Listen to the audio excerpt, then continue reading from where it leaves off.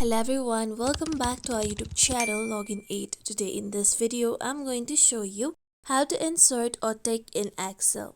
You can easily insert or tick in Excel. For this, I'm going to show you two methods. To insert tick on Excel, you need to first open your Microsoft Excel application on your PC.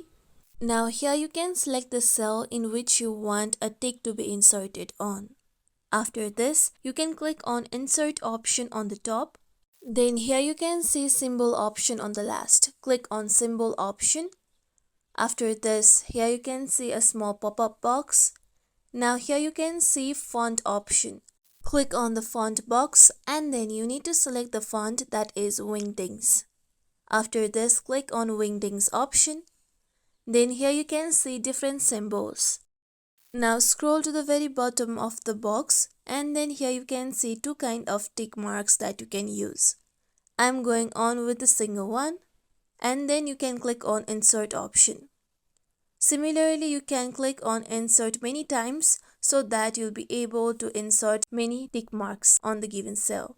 With this, you'll be able to insert tick marks on the given cell. Now for another method to insert tick mark in Excel, you need to first select a specific cell and then press on Shift P. After this, here you can see your capital P form on the given cell. Now similarly, you can select different cells and enter the Shift P.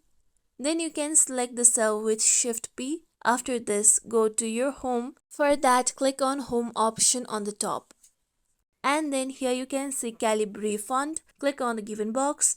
And then you can go and look for Wingdings option. Click on Wingdings option.